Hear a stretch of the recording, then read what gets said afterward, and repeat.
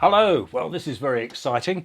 A first look at Icom's new flagship HF radio, the IC-7760.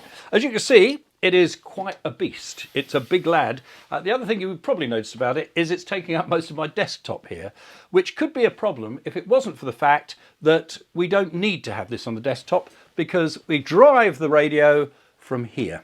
So this is the control head. And this is all we need to have on the desktop, which will do everything in terms of controlling the radio. So we can tuck this away somewhere else. It just connects this one to this one via a LAN cable. So we could put this under the desk, out of the way, and just have this on the desktop. Or, very cleverly, we could put this somewhere remotely in the house. For example, up in the garage, so that the cabling only has to come in there. And we could put this on a rack or on a shelf in the garage, connect it into our network, and then we can connect this via a LAN cable into a network connection down here, and just have this on the table. There's a lot of flexibility in how you can set it up, but for the purposes of our demo today, I'm going to just put it down on the floor here. So what we do need to do is spin it round so you can see all the connectors, show you the connectors on the control head, and fire it up and make it work.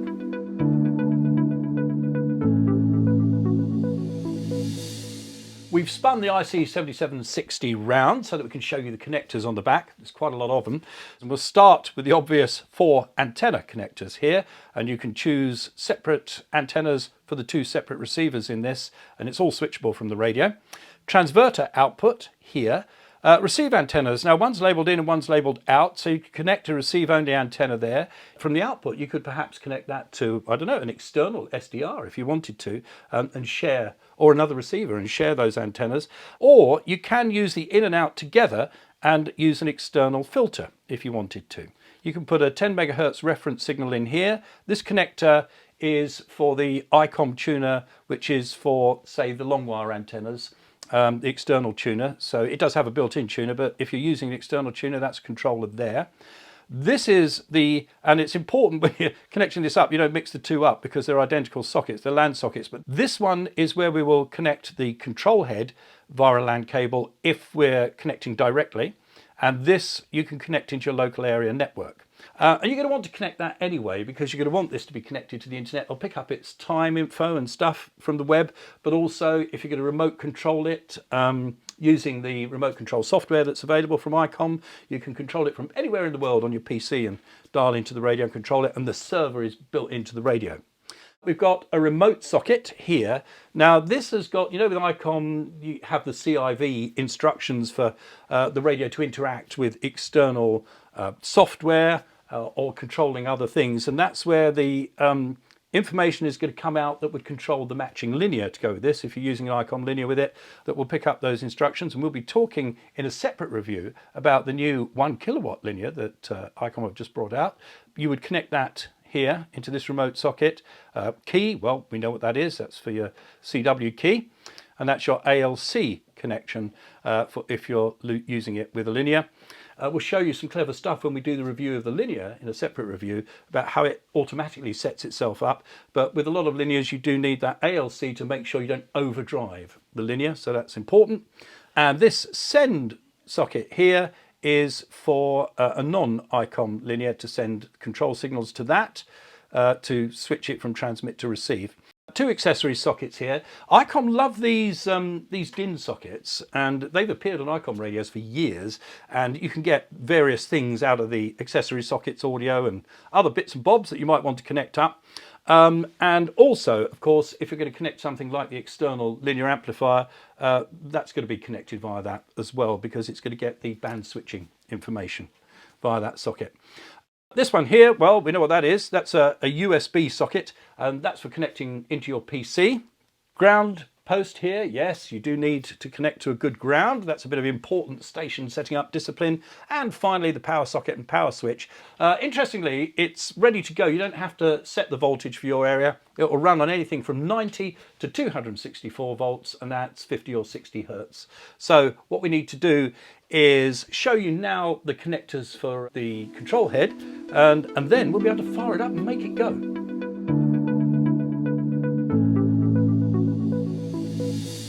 Okie dokes, let's have a look at the connectors on the control head then, and we'll start off with the speakers. You can see on the top of the control head here we've got two speakers. Now if you're just using one receiver, then it's going to route the audio to both of the speakers, but if you're using the main and the sub receiver, then it'll route the audio to the respective speakers. Now moving down to the connectors, this one very well labelled, the RF deck, tells you that's where you're going to put your LAN cable that is connect directly to the RF deck. Or if the RF deck was not in the shack with you but somewhere else and you wanted to connect to it remotely through your LAN, you would just connect that directly into your local area network. An external display output here, so we can connect an external monitor, which is really useful because you can see a big version of the display that's on the front of the radio.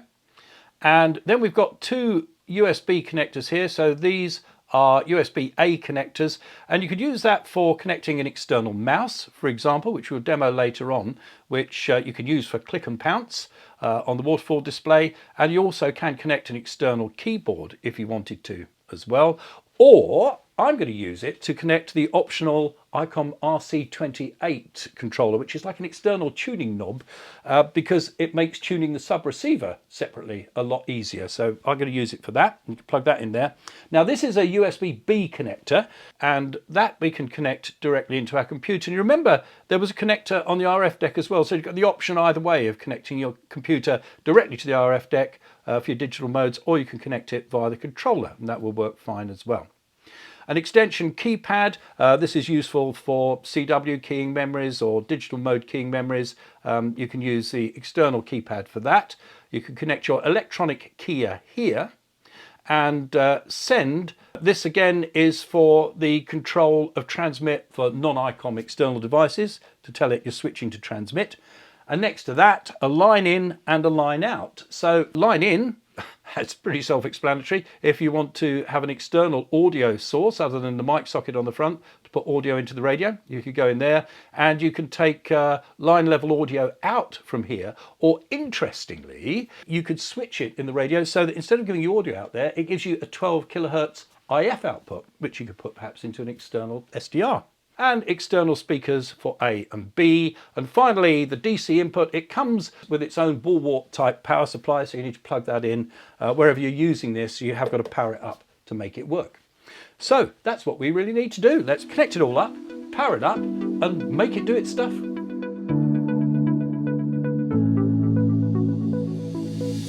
So we have connected the control head up via its LAN cable to the RF deck, which is down there on the floor. We've plugged its wall-warped power supply in, so it's ready to rock. Oh, and you might notice as well, it's now standing on this plastic stand, which is kind of handy, which just, it comes with the control head, and it just gives you a little bit better angle to use it on your desk. And also you can see what a small footprint it has on the desk. When you think of all the facilities there are in this radio and all the antenna connectors and everything else, that's all tucked away, out of sight, and this is all you need on your desktop. So let's switch it on. There's a little bit of a delay while the control head talks to the RF deck. They fire up, and there we go. We've got just one receiver activated at the moment. If I turn up the volume here, you'll hear audio coming off that one, silence off the other one at the moment. So the audio is going from this receiver to both speakers at the moment. Now, just before I start showing you the controls and the knobs and everything else, let's just talk a bit about the specs. Now, the IC-7760 has two independent receivers, so it's a main and a sub, and they both have identical performance. But the point is, they can be on different bands. They can even be using different antennas. There's 4 antenna connectors, as we showed you on the back of the RF deck. I've only got 2 HF antennas, so that's what I've got connected up, but I could be using different antennas for each of the receivers.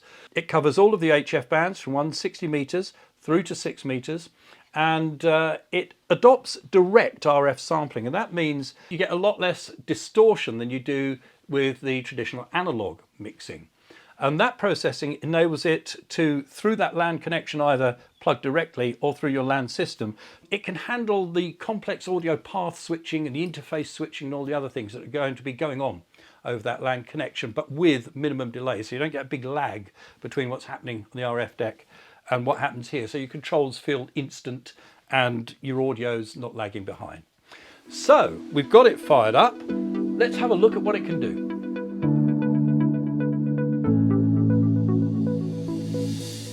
Right, the next thing to do is to fire it up with two receivers running. So at the moment we've got our main receiver running and we've got one waterfall on show here. Just before I switch in the second receiver, let's just show you some of the stuff that will be very familiar to people who already own, say, an Icom 7300 or 9700 or a 705. If you want to change bands, you just touch on here and you can select the band you want, or you can press frequency input and you can directly input the frequency that you want. If you want to change mode, then you touch the mode there, touch USB, and there's our options there. Interestingly, you see it offers PSK or RTTY, and it does have, as we'll show you in a bit, a built-in RTTY decoder and encoder and a built-in PSK decoder and data if we're going to be using one of our data modes. So that's how we select our mode. We're on upper sideband at the moment, and we have the waterfall here. You can look at the waterfall in two ways. You can center fix it, which means that as you turn the tuning knob, the waterfall seems to move up and down past a central point. If I just turn the volume up so you can hear a signal, and we'll tune it in there. Oh, he's gone the second I tuned him in. But if I wanted to go to that frequency, I can just touch on it like that. Or we can have it the other way around so that the waterfall doesn't move and we can tune across it using this moving cursor here. You can also expand the waterfall if you want. If you press expand, there we are, you get a bigger version of the waterfall there, or you can make it smaller. And if we have it on center fix like that, another menu comes up here which says span, and we can touch that one, and that will set the actual bandwidth of the waterfall so that we see how much of the particular band or how much around the frequency we're tuned to that we're going to see. So 100K, 250K, 500K, or just 2.5K, 5K, whatever. So you can have that waterfall displaying at the level of bandwidth that you want. And then we've got an interesting one here that says main and sub. Well, if we activate the sub receiver, and we do that by going over here where we have the option of change, dual and split. Change will decide which of the main or sub is over here for transmit purposes. Dual, well, that will activate the second receiver. So I'm going to press dual. There we go. This one has now come to life, and the volume controls here for each are completely separate. And the one thing that's missing now is to see both waterfalls. We've only got one waterfall displayed at the moment, and that is the main receiver waterfall. Well, we have a look on the menu for the waterfall along the bottom, and there's a button there that says dual. So if we press dual, bingo, our second waterfall appears. And the one thing that we can see from that is there's not an awful lot going on 29700 at the moment, being picked up by my Hustler antenna. Now, at the top of the screen here, you can see we have antenna 1 selected for both. I am able to highlight the second receiver, which I've done there, and I can change the antenna. I've pressed 2, and if you look at the screen now, you'll see that receiver 2 is on antenna 2, which is my Hustler vertical, and receiver 1, the main receiver, is on my G5RV. So let's now have a look at the controls that we've got on here. We'll start at the left-hand side of our control head here, and we start with the power switch up on the top. Transmit, well, they used to label that MOX for some reason, didn't they, as opposed to VOX. So if you press that, it just puts it into transmit mode. Tuner, well, you know what that does. We're here on a quiet frequency on 20 meters. If I press, and we're on the main receiver, I press tune, you can hear it click away there. It tuned fairly quickly. We'd be ready to transmit now. By the way, the tuner has 100 memories, so it will remember 100 previously tuned frequencies and close to it. So when you go back to a particular often used frequency, it may well just remember the tuning and it'll sort it out automatically. Actually, if you tune to a frequency and start transmitting, it goes mad and starts tuning itself up if you haven't tuned up on that frequency before, or if you're going to manually tune it, as I say, just press the button and then hold it in and it starts to tune away. Vox or break-in for CW, well, that's obviously does what it says on the tin. Headphone socket there. Mic socket at the bottom. Haven't got the mic plugged in yet, but we will do. Got an automatic notch filter here, which is great. So if we press that, you see it goes up to AN there, and that will hunt out and destroy annoying heterodynes for you. There's a timer button here. This is a great idea. Supposing that you had the radio connected through your LAN, you could put it on your bedside table. You could switch on the timer here, and you could set it to come up on a particular frequency or a particular channel at a particular time of day. Your radio alarm clock could be 20 meters if you want. We've got our two independent volume controls, main receiver, sub receiver, and this outside knob here is the RF control. When it's at midday, the way I've got it set at the moment, it's doing RF and squelch. So if I turn that up so you can hear it, that would turn the RF gain down. If I did that, at midday it's at full. If I take it past midday, you can hear the squelch kicks in. So if you were on FM, maybe you might want to squelch it. I don't really use squelch on SSB, but just got it set up that way. And it's the same on the one at the bottom. So if we move now onto the touch screen itself, we'll see we've got a number of things that we can select here. So we've got antenna at the top. We can choose which antenna is connected. We've only got two connected at the moment, so we can select between 1 and 2 up there, or step through all 4 if we want. Preamp on or off, well, you can have preamp 1, preamp 2, perhaps particularly useful if you're on the higher bands, on 10 meters or 15 meters. I often put the preamp in. Attenuator off, or there we go, it's 6 dB or 12 dB of attenuation, or 18 dB, or you've got it off. Now this is interesting. The next button down is the digital pre-selector. And this is great for rejecting out of band signals or signals that are far away from the frequency that you're using but might cause a bit of interference. And this is likely to happen, for example, if you were using the 7760 as a contest station, you've got other high power stations around you, they might give you a bit of interference, so you could switch on the digital pre-selector and adjust that to reduce that out-of-band interference. And what's really good, the way this is implemented, because this is direct sampling, it means that even with the preamps in, that digital pre-selection works really well.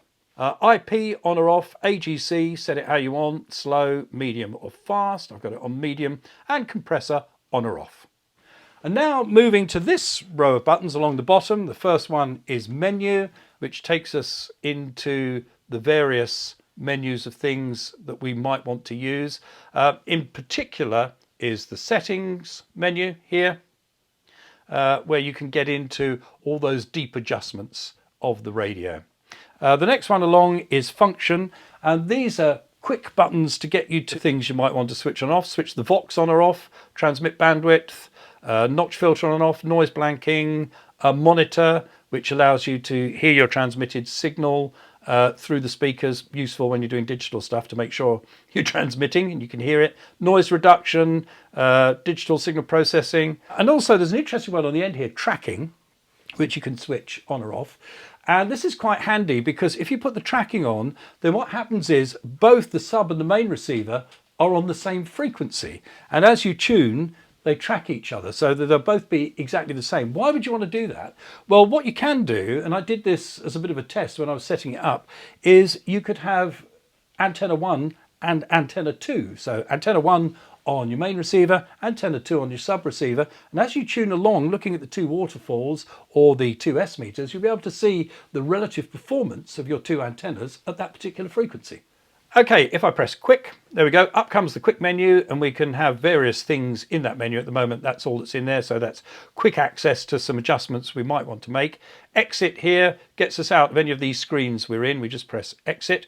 And if we come down here at the bottom, we can just see there's an SD card slot here, which is really useful because you can save your settings, you can save your memories onto the SD card, and you can put it into another 7760 and use those same settings. The other thing that you could do is you can record audio. So you can record some of your QSO audio, or if you want to record your CQ calls, if like me, you're too lazy to just call CQ yourself and it wears your voice out, or if it's a contest call or whatever, then you can put that onto the SD card as well. Over our main tuning knob here, we can see whether we've got selected the main or sub receiver. The appropriate one lights up. We also have the sub display here, and if I press that, we're on the main receiver at the minute, so it says main, and that's showing us a close-up of the waterfall at the frequency we're tuned in. I can press it again, and up comes a quick band select for that. If we want to use that, we can tap that there, And if I tap it again, we've got a nice old style looking meter comes up for the receiver that we've got selected. So those are a few options there, and it will be displaying on that. It'll be working with whichever receiver that you've got selected, main or sub. The multi-function knob here, well, one of its functions, if we're on the sub receiver, it will tune the sub receiver for us. If we press it in, up comes this lovely menu here where we can select things that we want to adjust. So if we want to adjust the power output, we can turn that up and down, mic gain, compressor, and the digital pre-selector, which we talked about earlier, or the volume of the monitor if we're monitoring our transmitted signal. Underneath that, something again that we find on most of the Icom radios, and that's the twin passband tuning. So there we go. We can adjust the skirts of the filter that we've got selected on the frequency that we've got selected. And then underneath that, we've got the RIT. So we can move, you can actually see it's in the middle of the display there that I'm taking the receive frequency above or below the frequency we're tuned to on receive. That might be useful because you can crank it far enough to operate split, or you could be just doing it because somebody's slightly off frequency and you're trying to resolve their sideband a little bit better, or their CW.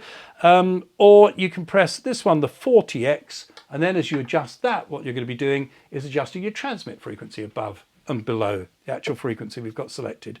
And of course, these are always going to work on whichever main or sub that you have actually highlighted. So they'll be working on that particular receiver. In today's crowded bands, it's very important, particularly when you're running high power, this radio runs 200 watts, that you are radiating a very clean signal with minimum distortion. And that is where the DPD function comes in on the IC-7760. That's digital pre-distortion. And what it does is it corrects the non-linear distortion that you might get in the final amplifier.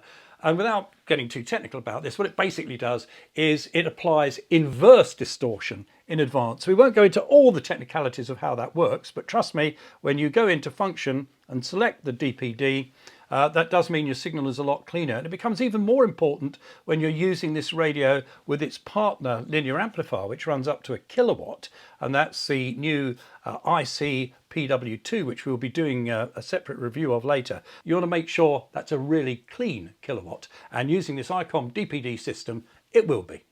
Up the top here, we've got a clock display, and that is very accurate timing because it's picking that up off the internet through the LAN connection through a time server. And you can set that up when you're setting the radio up so that you can regularly update it and keep your time as accurate as possible. And if you want a big version of the clock, you just touch it and it appears. Voila! And it shows the UTC offset as well there, but it's winter in the UK at the moment, so we're on UTC. Now, with whichever of your radios, the main or sub that you've got selected, you can choose to adjust the filtering. You've got 3 filter options here, 1, 2, or 3. And when you're in a particular filter, if you press and hold it, there we go. For filter 1, we could now adjust the parameters of that filter if we wanted, and it would save that as filter 1. So it's just a standard SSB filter I've got for 1, so it's 3K wide, but I could adjust it and have that filtering exactly as you want and save it, and you could do the same for the other 2 settings, and you can do the same in CW. We talked earlier on about using the RIT to vary your transmit or receive frequency, and that can work when you want to work split. Maybe there's a DX station who's listening 10 kc up or whatever, so you could do your split that way. But if you want a more complicated split or even a dual band split, then we can use the split control. So over here we've got a button marked split, funnily enough, and if we press that in, we now have up on the screen here an indicator that tells us we're in split mode, and we're splitting between 200 and 207 for some bizarre reason. You can use it for a dual band split, you could use it for a bigger split within the same band, or maybe if you're using transverters, say for satellite work, and you've got one of these VFOs is going up on 70 SEMS, going to be transverted to that, and the other one on 2 meters, you could put a split in there and work full duplex and work through satellites using your transverters. We talked earlier on about the mode selection, and you just press the mode there and up come the options mode wise. So SSB, CW, AM, FM, that's fine. By the way, if you've selected FM, you do have tones available and you can set it up for repeater operation, so it'll work brilliantly on 10 meters or 6 meters through repeaters or simplex on FM. And remember, full 200 watt duty cycle as well when you're on FM. But there's two other settings here mode-wise, PSK and RTTY. Now that's interesting. Why does it offer those as modes? Well, if I press RTTY, then go into menu, I'm now offered another option in the menu that wasn't there before, which is decode. And if I click on that, we now have an RTTY decoder and transmitter. And you've got a screen here that is showing you the close-up of your decode, so you can line up with the two bars when you're tuning it in. And using an external keyboard plugged into the USB socket that I showed you on the back earlier, you could pre-program your set QSO messages or your contest messages if you're doing that. And in addition, we can go back here into the mode again and we can select PSK, and the same thing applies. If we go back into menu decode, it now comes up with a PSK decoder, and we'd be able to see the little PSK waterfall there, and it will decode PSK. Same thing, you can transmit and receive using an external keyboard. We could program up the memories for our standard QSOs or contest QSOs. Something that's very useful, a little additional feature, is that if you're using either of those two modes, there's an automatic contest numbering system on there. So in CW and RTTY, each time a particular pre-programmed memory is transmitted, it will up the serial number by 1, starting at 001. So it will keep track of your contesting for you as well.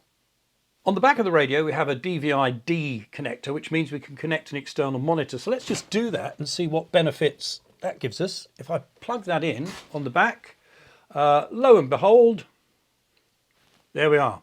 We now have on the big screen an exact replica of what we can see on the front of the radio.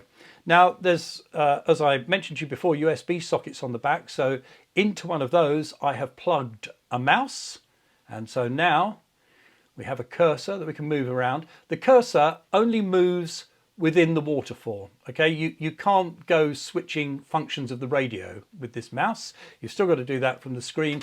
But what it does enable you to do is to pounce and listen. So if I get myself back onto SSB here, so I'm just going to change that so that we've got the waterfall fixed, and I'm moving around it. So let's see if we can find a suitable signal. Let's change the span so that we're seeing, there we go.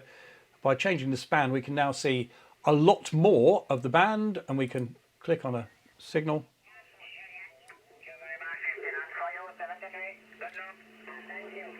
Or we can see down here what looks like a lot of FT8 going on. There we go, there's the FT8. So we can just click and pounce on any signal that we think might be interesting, and fine tune it then just by dragging, holding the mouse key down and just dragging left or right. As you've seen throughout this review, the resolution on the screen on the control head is absolutely brilliant. Look at that, it's so sharp, it's clear, the contrast is great, and it's really easy to see what you're doing. And you will note that the cursor is there for my external mouse, so we can use it even without the big screen. But just as it is, taking up that small footprint on your desk, I'm really impressed with it. And I should just point out as well, you can see, look, if I move the mouse around, that cursor is not only on the big screen, the mouse cursor appears here on the screen on the front of the radio, and so we can do click and pounce like that. And also, if you're clicking and pouncing on the top waterfall, it's going to be the main receiver that I'm pointing and clicking and pouncing, or if I do it down here, it's going to be in the sub receiver. So we can do either or, and I just find it a little easier using the mouse to be accurate at first time and tune it by dragging it up and down than it is doing it with the touchscreen.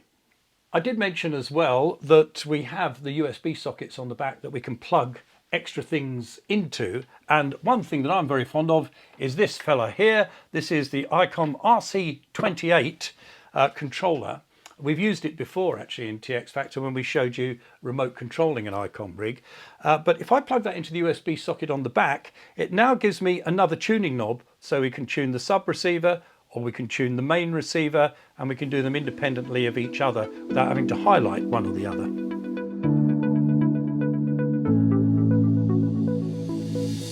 The advantage of having virtually two radios in one box is we can do two different things at once. So let's do a demo of that. Now this is brilliant because anybody who's set up a radio to use it, say, with FT8, or to use it with remote control, or with other various external things that you might control with the radio to set it up to work with the linear, is you're going to have to make adjustments to how the CIV settings are set up. And that can be a problem because you've got it set up for one thing, then you want to use another thing. So for example, I've got this one set up, all the CIV settings are set up so that it will work with the linear, which we'll be showing in a separate review, the brand new Icom linear. But then if you wanted to use it on FT8, you'd have to go in there and you'd have to do all those settings individually, and you'd have to go into the CIV and find all the bits you want. It's all a bit complicated. So isn't it great if you could set up a memory? And you can. So my settings for using it with my external FT8 program. So I'm going to load up the FT8 settings. There we go. And now what it's done is it's changed the CIV and all the other settings within the radio to work happily with my FT8 software. So if I fire that up,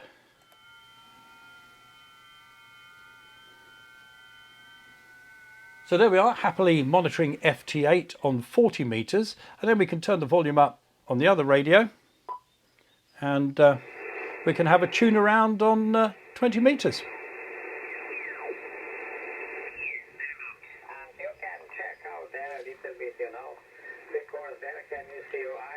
So there we're able to use both sides of the radio to be doing different things. And if we want to transmit on FT8, we're set up to do that because we're on the main receiver transmit side, and that's set up for transmit. Or we could swap it over. So if we hear somebody we want to work on 20 meters, we can make that our transmit side and talk to them and still leave that monitoring the FT8. There's only one thing I haven't done yet, and that's use it on air. So let's plug the mic in and stretch its legs on 40 meters. There we go. It's an empty frequency. Is this frequency in use, please? Okay, let's just tune her up. And we're on antenna 1, which is my G5RV, and the auto tuner tuned that quite happily. Hello CQ, hello CQ. This is Golf 0, Foxtrot Golf X-Ray, Golf 0, Foxtrot Golf X-Ray, calling CQ40, CQ40, G0FGX in the county of Cornwall, calling CQ40 meters and listening. Isn't that typical? Nobody ever answers when we want them to, when we're doing it live on air. But there we are, 200 watts PEP into my G5RV. What a great radio.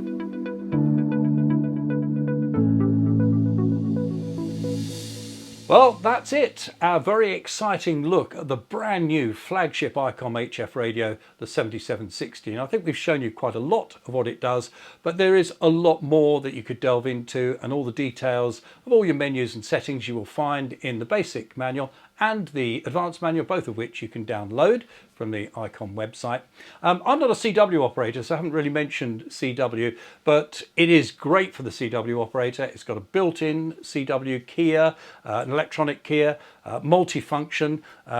It also has an FPGA controlled keying waveform, so it's a beautifully SDR generated keying waveform, which will be lovely and clean, and you'll put a lovely note on the air.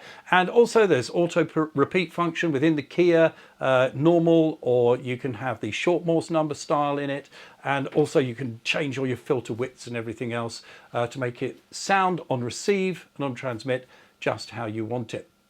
It comes with the control cable, which is about 9 foot long, so I think that's about 3 meters. And of course, you've seen how good the display is. We've got a 7-inch main color display, 2.4-inch sub display, and they're both crystal clear and really easy to see what you're doing. You can put it on the monitor as well because of that external display option, which we've also demonstrated.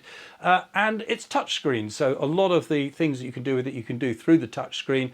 And for anybody who's used one of the Icom radios like the 7300, the 705 or the 9700, you could pretty much get this out of the box and use it because the menus are large and easy to read on the 7-inch touchscreen, giving easy access to key functions like recording and playing back voice recordings for CQ and contest calls, or editing the 100 memories and naming them. And whenever text input is required, a full keyboard appears on the screen. On the set menu screen, we can access all the key settings. So one touch will take us, for example, to the CW keyer settings, or the DPD settings, or the setting up of all external connectors for PC control, digital modes, external mouse and keyboard and everything else. So if you already have a recent Icom radio, this menu layout will be very familiar, but it's really easy to use if you're encountering it for the first time.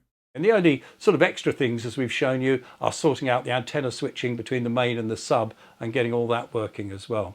So all in all, it's a very high performance radio, 200 watts PEP, and remember full duty cycle as well. So that it'll cruise along with that 200 watts on FM if you want, or on digi modes without breaking into a sweat.